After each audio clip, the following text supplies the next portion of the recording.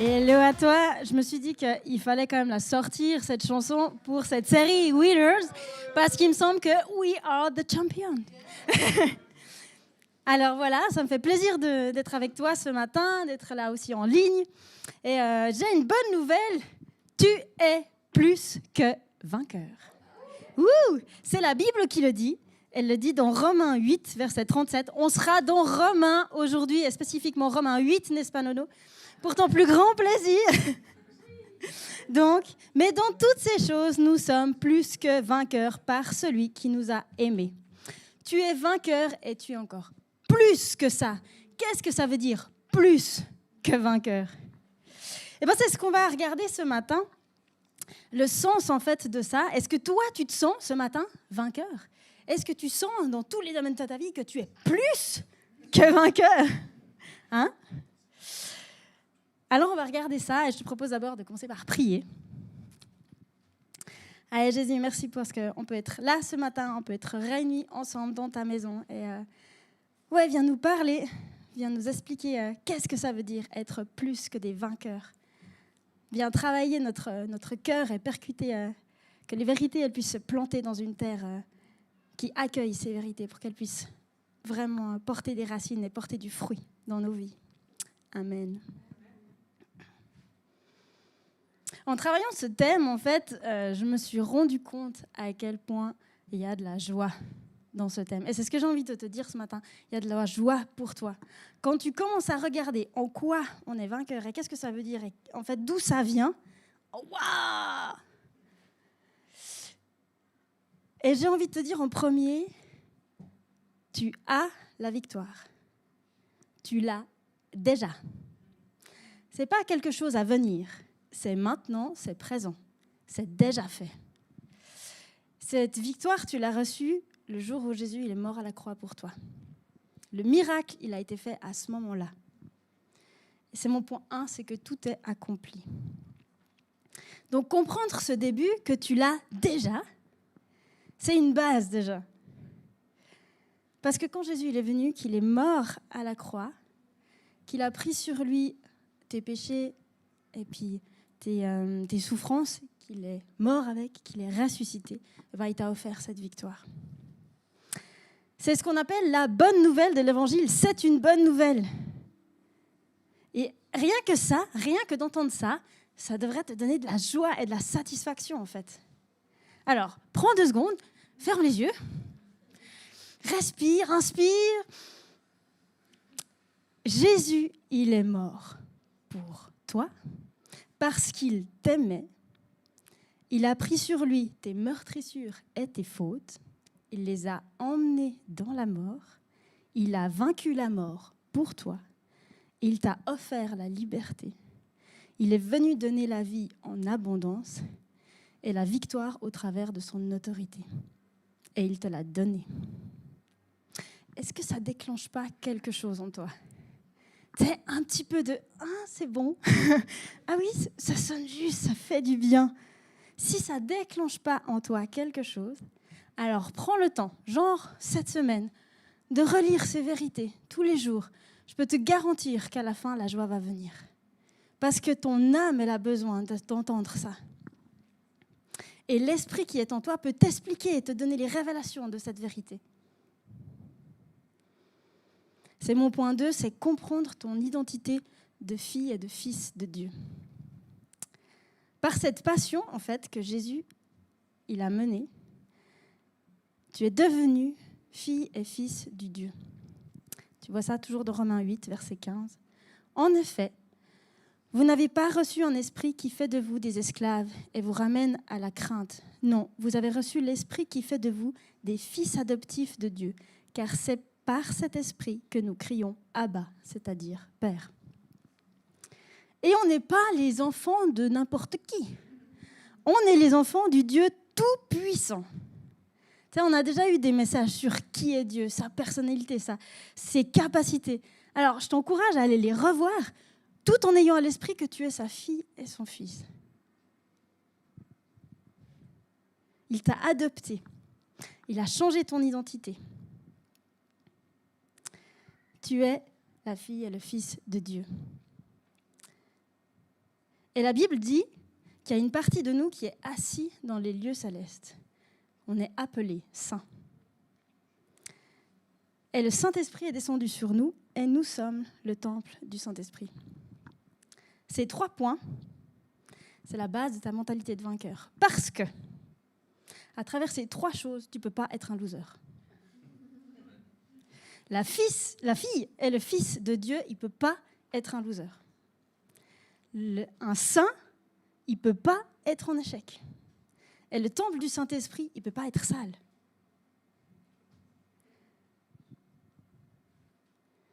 Donc cette adoption, le jour où tu as accepté Jésus comme ton sauveur et ton Seigneur, que tu as décidé de vivre pour sa gloire et de répandre ce qu'il a fait autour de toi, que tu as passé par les eaux du baptême et que tu as laissé derrière toi ce qu'on appelle le vieil homme, ta vieille patte, ton identité de base d'être humain, eh ben, tu as changé d'identité. Tu es devenu cet enfant de Dieu et tu fais partie de la famille de Dieu. Et tout ça, ça te déclare vainqueur. Et c'est un état de fait et tu ne peux pas lutter contre ça.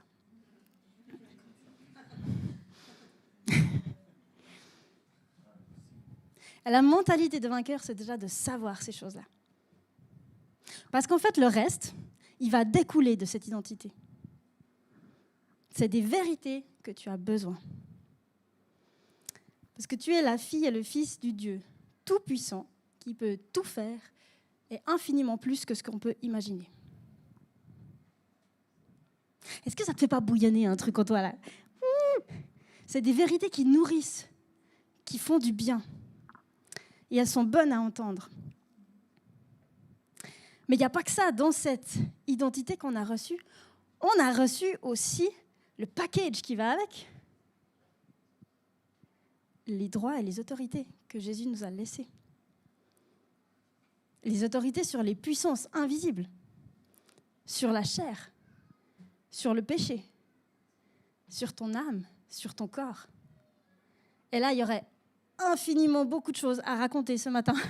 Donc, qu'est-ce que ça te donne ? Et qu'est-ce que tu peux faire avec ça ? Alors, ça fera, je pense, une série complète. Donc, je n'aurai pas le temps ce matin de te parler de l'autorité que tu as reçue, mais tu as reçu sur un plateau des droits que tu peux utiliser. Et ils sont à ta disposition. Et tu dois connaître de quoi il s'agit pour pouvoir user de ces choses-là. Mon point 3, c'est nourris ton âme des bonnes choses. On connaît ce phénomène, quand on mange certains aliments, comme par exemple l'asperge, après, quand on fait pipi, ça pue l'asperge. Quand on mange de l'ail, certains, ils le transpirent. Et quand on mange du chou, il y en a qui le pètent. Voilà. Et bien, ton âme, c'est pareil. Ce que tu lui donnes à manger, c'est ce qu'elle va sortir. Donc, de quoi tu nourris ton âme ? De chou ? On est largement nourri par ce monde de milliers d'informations, parce qu'on y vit, parce qu'on y travaille, parce qu'on a des oreilles, parce qu'on a des yeux, et qu'on est à l'intérieur de ce monde, et on est submergé par des tonnes d'informations qui sont bonnes ou mauvaises. Mais dans tout ce brouhaha, c'est quoi le pourcentage d'informations qui t'amène vers ces vérités bibliques ? Quelles sont les choses qui te poussent dans ton identité d'enfant de Dieu ? Et qui t'amènent dans cette mentalité de vainqueur. Donc, il faut être très, très, très intentionnel dans comment on se nourrit. Moi, je suis quelqu'un qui est un petit peu concentré sur les problèmes et un peu pessimiste. Et donc, pour avoir une mentalité de vainqueur et me concentrer sur les choses positives, j'ai un peu de la peine. Et donc, j'ai pris un temps avec Dieu, j'ai de la peine avec ce phénomène, etc. Qu'est-ce que je pourrais faire ? Et voilà ce que Dieu m'a dit. J'ai fait un bocal des victoires. C'est-à-dire que je me suis donné le challenge pendant 3 mois, non plus, 3 mois, à chaque fin de semaine, d'écrire les victoires que j'ai vues dans ma semaine. Mais comme ça, je peux me concentrer sur même les petites, tu sais. J'ai pu collaborer avec ma collègue. Je suis arrivée à l'heure à mon rendez-vous. Tu sais, des trucs, des fois, tu ne penses pas, ou j'ai une chouette discussion avec quelqu'un. C'est toutes des victoires. Alors voilà, je remplis ce bocal au fur et à mesure, et un jour, je prendrai le temps de relire ça et de me dire, ouais, en fait, il y a des victoires. Elles sont là. Et moi, j'ai besoin de les voir, ces victoires, parce que je ne les vois pas toutes seules. Alors si toi, tu es aussi un petit peu comme moi, un petit peu pessimiste, fais-toi un bocal de victoires. Puis tu vas te rendre compte qu'il se remplit, qu'il se passe des choses vraiment cool. Sois intentionnel, en fait, parce que ton âme, elle en a besoin. On est assez envahi de choses dont on n'aurait pas besoin. Et tu connais le meilleur pain pour ta vie? C'est ta Bible. Eh oui. C'est mon point 4. Développe tes connaissances et entraîne-toi. Si tu veux comprendre ton identité et nourrir ton âme, les vérités bibliques, elles sont dans la Bible. Donc, il faut les connaître, il faut creuser ta Bible. Remplis-toi d'elle. Parce que l'entier parle de ça pour toi. Tu as besoin de découvrir et de connaître, d'entendre encore et encore et encore et encore ces vérités. Te mettre à l'école de Jésus. Ça veut dire entendre la bonne nouvelle, mais aussi les corrections. C'est comme les athlètes. Un athlète, il va apprendre tout ce qui concerne sa discipline. Il va être encouragé et corrigé par son coach. On a tous déjà vu ces films de football américain, etc., où tu as ce coach qui arrive, genre coach Carter, ou je ne sais plus comment il s'appelle. Ou basket, voilà, ça c'est basket. Mais il y en a d'autres, où tu as justement ce coach qui arrive, puis qui met tout le monde, t'as fait quoi? Et puis du coup, toute l'équipe fait des burpees, et puis du coup, on a l'impression que c'est le méchant, mais finalement, poussé à bout d'eux-mêmes, ça devient une équipe, et puis ils deviennent victorieux. Puis en fait, on se rend compte à quel point ce coach, il les aime. Dieu ne te hurlera jamais dessus. Mais chaque athlète a besoin d'être poussé au plus loin de lui-même. Chaque athlète, il a dû se dépasser, il a dû s'entraîner durement. Et il cherche à aller plus loin. C'est ça qui fait d'eux des vainqueurs. Parce qu'il y a quelqu'un qui croit en eux, en leur potentiel, et qui travaille pour qu'ils s'améliorent chaque jour. Dieu, il croit à ton potentiel et il travaille pour que tu t'améliores chaque jour. Il sait exactement jusqu'où tu peux aller et quand tu pourras y aller. Donc, reste humble et enseignable. Accepte les ajustements du Seigneur. Par exemple, je ne sais pas, si d'un coup, Dieu te dit, quand tu as dit ça à telle personne, c'était peut-être une blessure qui a réagi en toi. Est-ce que tu veux que je prenne soin de cette blessure? Est-ce que tu veux que je la guérisse? Donc, lâche-la. Donne ton pardon, qu'il puisse s'en prendre soin, que tu puisses après entrer dans une vie d'amour et de liberté, comme un disciple. C'est ces choses-là, en fait. Donc, laisse-toi enseigner et travailler par le Seigneur, parce qu'il veut t'emmener plus loin. Et après, pratique. Un athlète, il ne remporte pas la victoire s'il reste dans sa salle d'entraînement. C'est justement la théorie et la pratique. Et nous, on est une église. On est entre nous, c'est des amis, des gens de foi qui connaissent Jésus, qui savent de quoi on parle. Alors de quoi tu as peur? C'est clair que dans l'autorité que Jésus nous a donnée, il y a des trucs des fois qu'on pourrait considérer comme un peu chelous. Ça fait un petit peu travailler notre incrédulité. La prière prophétique, le parler en langue, les guérisons. On a de la peine avec ça. Mais quoi de mieux que d'essayer entre nous, dans un lieu sécurisé? T'as quelqu'un, tu sors de la salle, quelqu'un te dit il est malade, ouais, on prie pour toi. On essaye. T'as pas l'habitude de parler en langue? Ok, le prochain connect, tu fais ça, on essaye. Puis pourquoi pas essayer? Essaye d'ouvrir ta bouche, même si ça donne rien. Peut-être que tu vas découvrir une nouvelle façon de vivre ton intimité avec Dieu, une nouvelle façon de lui parler, de déverser ton cœur. Essaye plusieurs fois.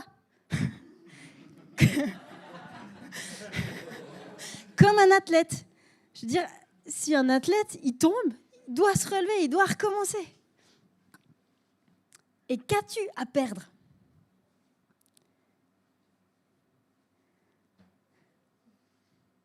Entraîne-toi avec des gens de confiance dans un lieu sécurisé. Pour commencer, Et après, fais-le en dehors de l'église. Parce qu'en fait, on a reçu tous ces dons, c'est pas seulement que pour notre confort. C'est aussi pour l'apporter au monde entier. J'avais entendu une fois un témoignage d'un gars qui avait vu 300 personnes ressuscitées. Il a prié et 300 personnes se sont ressuscitées. Tu sais quoi ?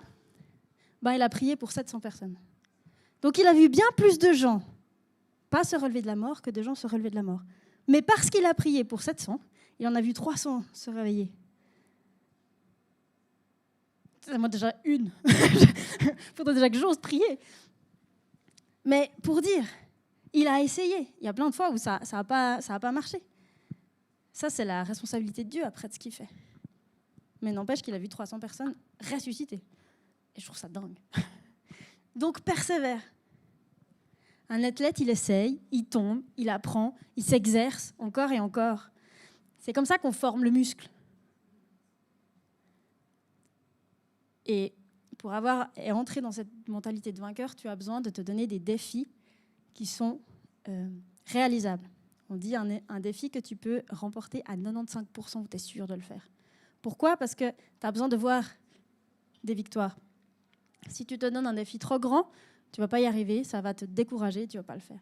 Tandis que te dire, bon, ok, ce matin, je sais pas, je commence par à sourire aux gens dans la rue. C'est peut-être ton premier défi, mais tu sais, tu as de la joie, alors vas-y, partage-la. Le plus important dans la vie, ce n'est pas le problème, mais c'est ta façon de réagir à ce problème. Dans Romains 5, verset 4, « La persévérance conduit à la victoire dans l'épreuve, et la victoire dans l'épreuve nourrit l'espérance. » Donc là, on voit bien ce côté où, si tu continues, tu persévères, que tu obtiens la victoire, ça va nourrir quelque chose en toi qui va te donner de la joie et de l'espérance pour les prochains défis.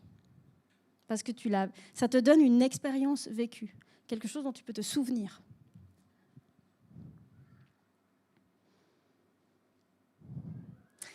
Développe ta résilience. Alors pas genre j'accepte tout, je prends tout comme ça vient parce que c'est la vie et puis c'est comme ça. Non, mais parfois en fait quand on est face à une difficulté, on fait de la résistance. C'est pas juste, c'est pas cool, je veux pas que ça soit comme ça, puis on se plaint parce qu'on est là non, je veux pas entrer. En fait, plutôt que de l'accepter et de dire la vie c'est pas facile, ça fait partie du truc. OK, c'est la caque, qu'est-ce que je peux faire ? Des fois, en fait, tant qu'on fait de la résistance à ce problème, du coup, on reste concentré dans le problème et on rumine, tel des vaches, le problème. Alors que si on acceptait le fait que c'est comme ça, qu'on ne peut plus rien y changer, on pourrait se concentrer sur la solution. Et Dieu, il a des solutions pour toi. Ça ne veut pas dire qu'on n'a pas le droit de se plaindre, de déverser notre cœur. Dieu, il entend nos plaintes, sinon les psaumes, ils n'existeraient pas. Tes émotions, elles sont bien réelles, mais elles ne doivent pas te bloquer. Je vais te lire au psaume 13, de 3 à 6. « Jusqu'à quand aurai-je des soucis et des chagrins au cœur à longueur de journée ? Jusqu'à quand mon ennemi aura-t-il le dessus ? Regarde, Éternel, mon Dieu, réponds-moi. Viens réparer mes forces, sinon je m'endors dans la mort. Sinon mon ennemi dira qu'il a gagné. Mes oppresseurs se réjouiront lorsqu'ils verront ma chute. Pour moi, j'ai confiance en ta bonté. La joie remplit mon cœur à cause de ton grand salut. Je veux chanter en ton honneur. Ô Éternel, tu m'as comblé de tes bienfaits. » Donc là, on voit bien les émotions de David au début. Je m'endors dans la mort. Puis pourtant, à un moment donné, il crie à Dieu et il y a un tournant. Je ne sais pas exactement combien de temps il y a entre le début et la fin, mais à un moment donné, David, il reçoit quelque chose qui le met dans la joie.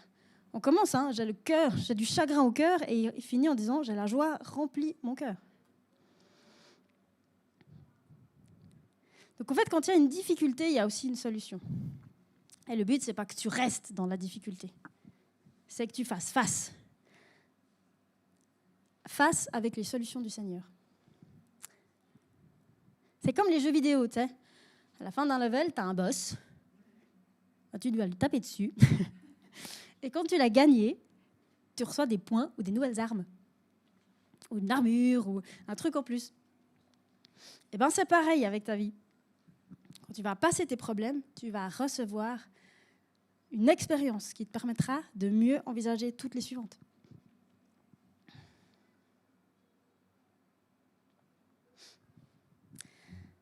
Point 5, c'est connais ta discipline. Un champion de tennis, il ne court pas le 100 mètres haies. Il apprend le tennis, il joue du tennis, il fait des tournois de tennis et il remporte la coupe du tennis. Donc, quelle est ta discipline? C'est quoi que Dieu te propose de courir? Paul nous parle de cette course. Alors, on a des missions communes, mais il y a aussi quelle est la vision pour toi? C'est quoi ton but, ta vision, ton appel? Tu ne peux pas tout faire, sinon tout sera un petit peu médiocre. Si tu veux faire une chose vraiment bien, tu dois choisir. Donc, quel est l'endroit où Dieu t'appelle? Quelle est ta mission? Et est-ce que tu rêves pour cette mission et pour ta foi? Est-ce que tu as ce but de t'améliorer? Tu connais Michel Edward? Il est plus connu sous le nom de Eddie the Eagle. Tu connais? Oui.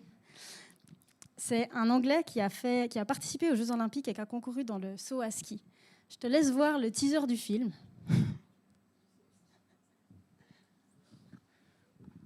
Depuis que je suis tout petit, le rêve de ma vie, c'est de participer aux Jeux Olympiques. Eddie, tu n'es pas un athlète. Il faut juste que je trouve le bon sport. Je vais être sauteur à ski. Il va se tuer, c'est sûr. C'est moi qui vais le tuer. Le saut à ski, ça se commence à 5 ou 6 ans. Il paraît que vous êtes un champion. Alors vous pourriez peut-être me donner des conseils? Laisse tomber, celui-là je te l'offre. Vous pourriez me pousser s'il vous plaît? Tu veux que je te pousse? Qu'est-ce que c'est haut? Je pensais pas que c'était... T'as pas du tout l'intention d'abandonner. Je vais y arriver. Je sais ce que c'est d'être mis au rencard. Tu l'auras ton heure de gloire. Mais tu vas en baver. Vous faites honte à ce sport. Cool. N'ai-je pas le droit de représenter mon pays? Non. Le comité olympique britannique essaie de me décourager. Il faut que je réussisse. La presse veut connaître votre histoire. Je me suis toujours fait virer des équipes où j'étais, avant même d'avoir pu faire mes preuves. Je prends le saut à ski très au sérieux. Et j'adore clouer le bec à mes détracteurs. T'es beaucoup plus courageux que tous tes concurrents. Tu es Eddie the Eagle. Envole-toi. Et il s'élance. Réussira-t-il l'impossible? Donc ça, c'est lui. Je ne sais pas si tu as déjà vu ce film. Il a une tête de vainqueur. Vraiment. Si tu ne l'as pas vu ou si tu l'as déjà vu, mais regarde-le. Ça, c'est un bon exemple d'un gars qui rêve d'un truc. Alors, il est peut-être un petit peu fou. Ça va jusqu'à peut-être l'inconscience aussi. Mais Dieu nous dit d'avoir des foi d'enfant. Est-ce que c'est pas ça, juste croire que tu peux y arriver, tu sais? Et en fait, ce gars, son rêve, c'était de participer aux Jeux Olympiques. Et il a trouvé en fait, le fait qu'il n'y avait personne, pas d'Anglais, qui se présentait en tant que sauteur à ski. Donc, il était le seul. Donc, forcément, un petit peu, s'il arrivait à un certain niveau, il était qualifié par défaut. Son but, c'était pas de gagner, mais il voulait participer. Et il s'est donné les moyens. Et on voit bien dans ce film combien de personnes étaient contre lui. Il n'avait rien d'un athlète. Et pourtant, il a insisté. Et il l'a fait. Est-ce que tu es aussi ambitieux qu'Eddie pour ta foi? Ça, c'est une mentalité de vainqueur et de persévérer, de passer à des niveaux supérieurs. Après, ça ne veut pas dire que tu dois rêver de prêcher à des foules, d'être des grands prédicateurs, que chaque fois que tu poses ta main sur quelqu'un, il est guéri, que tu fais des prophéties. Bien que ce serait génial, et je te le souhaite. Mais tu peux aussi avoir une foi de dingue et une mentalité de vainqueur dans comment tu pries pour tes enfants. Comment tu crois que tes prières feront une différence dans toute leur vie. Quand tu fais ça par conviction, c'est que tu prends le temps de t'asseoir, de prier pour eux, pour leur futur. T'es appuyé sur ta Bible, tes vérités, que tu prends l'autorité que Jésus t'a donnée pour faire le ménage pour eux, tu verras peut-être les victoires 30 ans plus tard. Mais assurément, il y a des choses qui vont se passer. Et ça, c'est dingue. Moi, je suis là parce que j'ai 2 grands-mamans qui ont prié pour moi tous les jours. Et je suis sûre qu'elles ont fait un ménage de fou. Et que la liberté dans laquelle je peux rentrer aujourd'hui, c'est grâce à elles, grâce à leur travail dans ce lieu secret. Il n'y a pas de petite victoire. Prendre un café avec une amie qui te dit que ça ne va pas bien et lui dire que Jésus l'aime, c'est la meilleure chose qu'elle peut entendre. Peu importe ce qu'elle en fera, en fait. C'est la meilleure chose que tu peux lui donner, c'est ce dont son âme a vraiment besoin. Et quand tu es au bon endroit, au bon moment, que tu fais exactement ce qu'il fallait faire, tu sais la joie et la satisfaction que ça procure. Alors, sois dans ton couloir de course. Mon point 6, c'est de placer ta sécurité dans le Seigneur. Et là, je m'adresse à nous, particulièrement dans notre culture occidentale, suisse, vaudoise, protestante, c'est-à-dire de ne pas déranger, d'être dans le dénuement et puis d'être un peu neutre. Eh bien, bien sûr que ça apporte un certain équilibre de paix, mais ça a aussi des points négatifs, ça nous rend un petit peu pleutres, quoi. Bah oui, faut dire ce qui est. Hein. Ça veut dire qu'on a peur de déranger, qu'on a peur de dire qu'on n'est pas d'accord, qu'on a peur aussi d'étaler notre réussite personnelle, parce que ça pourrait gêner les autres. Et du coup, on a peur de dire les vérités du ciel. Hein. Et du coup, on n'agit pas dans l'amour, on n'agit pas par crainte. Et la Bible, elle comporte 365 fois « n'aie pas peur ». Ô combien Dieu sait qu'on est des trouillards et qu'on a besoin de l'entendre tous les jours. Et combien de fois on s'est privé de voir des victoires parce qu'on a eu peur d'agir, parce qu'on a eu peur de ce que pouvaient en dire les autres. Et la Bible, elle dit « Jésus revient bientôt ». Alors certes, elle l'a dit depuis longtemps, mais est-ce que tu te comportes comme si Jésus revenait bientôt ? Un coureur, quand il voit la ligne d'arrivée, je peux te dire qu'il donne tout. Tu sais, tout d'un coup, il y a une nouvelle énergie, une nouvelle force, une audace, un dépassement de soi comme tu n'as jamais eu. Parce que c'est la fin. Et l'équipier qui est l'autre, concurrent qui est à côté là, il ne doit pas passer avant toi. Donc c'est le moment de tout donner. Et donc si tu savais que Jésus revenait demain, est-ce que tu agirais comme tu agis aujourd'hui ? Est-ce que tu n'aurais pas cette audace, cette nouvelle énergie ? Alors bien sûr, la vie de foi, c'est un équilibre entre un marathon et un sprint. Mais la vérité, c'est que tu ne sais jamais quand Jésus reviendra ou quand tu iras le rejoindre. Alors quand tu sens un sprint, freine pas. C'est le moment de courir, d'aller chercher ta victoire. Parce que si tu te retrouvais maintenant face à Jésus, est-ce que tu serais fier de ta vie ? Chaque jour qui passe n'est plus à faire. Le temps, il est limité. Et il est assez court en vrai. Et on ne peut pas le racheter, nous. Dieu, lui, en revanche, il le peut. Donc il n'est jamais trop tard pour commencer avec le Seigneur. Mais choisis d'être intentionnel dans ta vie. Ne fais pas les choses par défaut. Fais-les par conviction. Est-ce que tu n'as pas envie que ta vie elle soit une louange pour le Seigneur ? Tu sais, pour ce qu'il a fait à la croix. La reconnaissance aussi, ça, dans ta mentalité de vainqueur. Concentre-toi sur ce que tu as reçu, ces reconnaissances que tu peux avoir. Ça, c'est aussi ce genre de choses. Si je fais des victoires, c'est aussi pour me rendre compte qu'il se passe des choses, qu'en fait, je peux être reconnaissante pour plein de choses. Et j'ai envie que ma vie, du coup, elle honore le Seigneur. Ça ne veut pas dire d'être parfait et puis de faire par mes propres forces. La foi, en fait, elle nous propose une attitude de vainqueur par la grâce. Et là aussi, il y aurait beaucoup de choses à dire ce matin, mais ça va être difficile. Creuse ce thème en dehors. Ce que je sais, en fait, c'est que moi, je ne veux rien laisser qui puisse me tenir dans la honte et enfermer, alors que Jésus, il a payé le prix maximal pour que je vive dans l'amour et dans la liberté. Et ce que j'ai envie, c'est que les autres puissent le vivre aussi. Et combien de fois j'ai pas vécu dans cette liberté, durement gagnée, par peur, par passivité, par doute, parce que je me sens faible. parce que je me sens pauvre. Toutes ces choses-là, Jésus les a vaincues à la croix. Et il est venu nous donner la vie en abondance. Alors, pourquoi on ne le vit pas? Je suis sûre que tu as déjà entendu ces messages. Il n'y a rien de nouveau sous le soleil. Lis ta Bible, prie chaque jour. On les connaît. J'ai écouté beaucoup de témoignages de gens, tu sais, ces gens de foi, qui ont déplacé des montagnes, qui ont vécu des trucs de fous, qui ont vu vraiment des miracles de dingue, qui en vivent encore et qui marchent pour Jésus. Tu sais, ces genres de gens, tu te dis, j'arriverai jamais à faire ça. Et en vrai, le point commun entre toutes ces personnes, c'est leur intimité avec Dieu. C'est mon point 7, c'est ce fameux lieu secret, c'est ta relation avec Dieu. Ce cœur à cœur avec Dieu en toute authenticité et de manière régulière.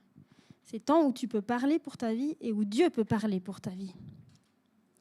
C'est là que tu peux aussi identifier les bons combats. Et c'est dans ce lieu secret qu'il y a un boost pour ta mentalité de vainqueur. Et c'est mieux de construire le bateau avant la tempête que pendant. Donc, attends pas d'être accablé pour commencer à dire « je vais passer du temps avec Dieu ». C'est maintenant que tu dois construire quelque chose de solide pour que le jour où la tempête elle arrive, tu sois prêt. Qu'elle te fasse même rien.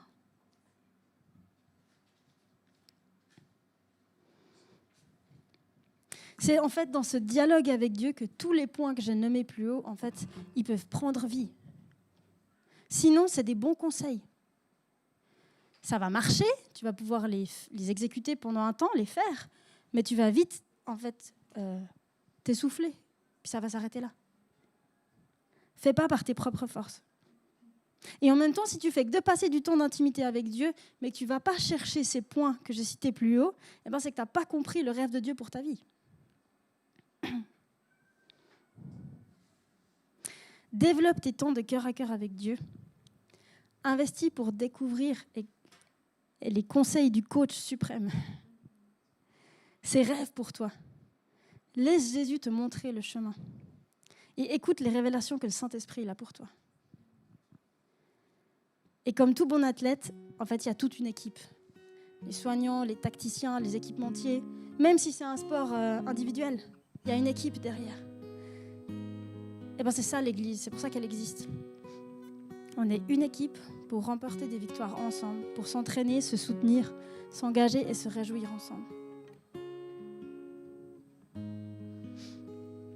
Alors voilà, je vais te laisser avec ce temps de face-to-face. Tu as les points que j'ai cités. Et je te laisse en fait les revoir, les repasser.